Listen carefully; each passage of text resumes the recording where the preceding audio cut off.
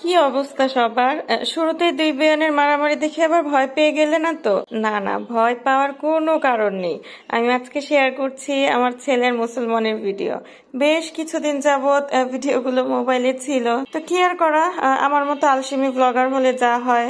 গত বছরের কুরবানি ঈদের ভিডিও যেমন গতকাল আপলোড করেছি, আর ঠিক তেমন কয়েক মাসের মুসলমানের ভিডিও আপলোড করছি এখন।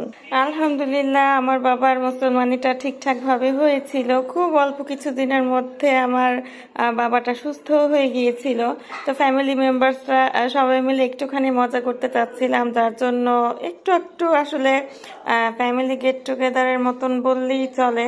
আমার বাবাটাকে যেদিন মুসলমানি করাতে নিয়ে যায় না, সেদিন যে কি পরিমাণ ভয় আমি পেয়েছিলাম।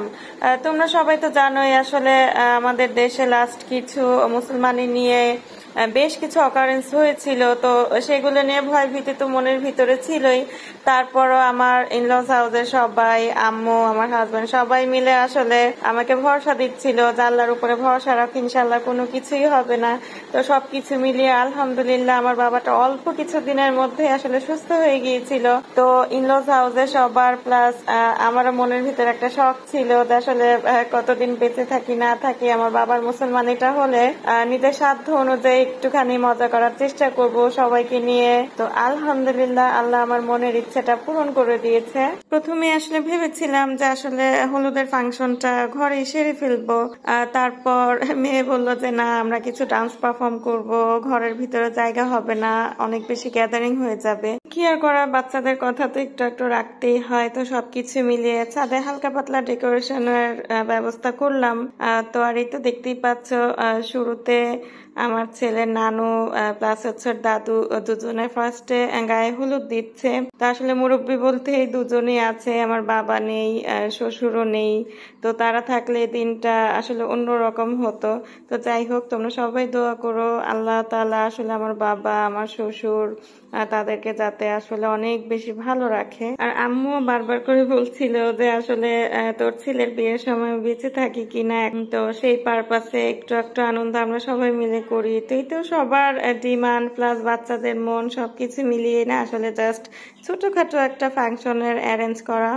অনেককেই হয়তো বা ইনভাইট করতে পারিনি, অনেকেই মন খারাপ করে আছে।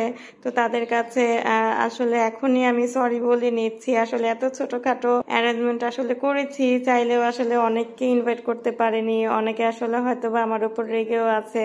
তো তাদেরকে আসলে এক্সট্রিমলি সরি বলছি আমার এই ভিডিওর মাধ্যমে। যাই হোক, একে একে সবাই মিলে হলুদ দিচ্ছিল, আর আমি এতে কি করা, ব্লগিং এর দায়িত্ব যখন হাতে নিয়েছি, তো চেষ্টা করলাম একটু একটু স্পেশাল মোমেন্ট গুলোকে আসলে একটুখানি ক্যাপচার করে রাখার জন্য। তো আমি যে একজন ব্লগার, বলো দুঃখ আমি আসলে কোথায় রাখি? ভিডিও করতে গেলে না কেউ আমাকে কোনো মূল্যায়নই করে না। অলওয়েজ মোবাইলের সামনে দিয়ে হাঁটা চলাফেরা করছে, তো করছি। ভিডিও করতে গেলে মানুষের মাথা ভিডিও করি না কি ভিডিও করি নিজেই বুঝতে পারি না। তারপরেও সবকিছু মিলিয়ে সম্পূর্ণ ওকেশনটা আসলে এনজয় করেছি। আর এরই মাঝখানে চেষ্টা করেছি ভিডিও করে সময়টাকে একটুখানি ধরে রাখার জন্য। আজকে কিন্তু এখানেই বিদায় নিচ্ছি, ইনশাল্লাহ আগামীকাল আবারও চলে আসবো। আল্লাহ হাফেজ সবাইকে।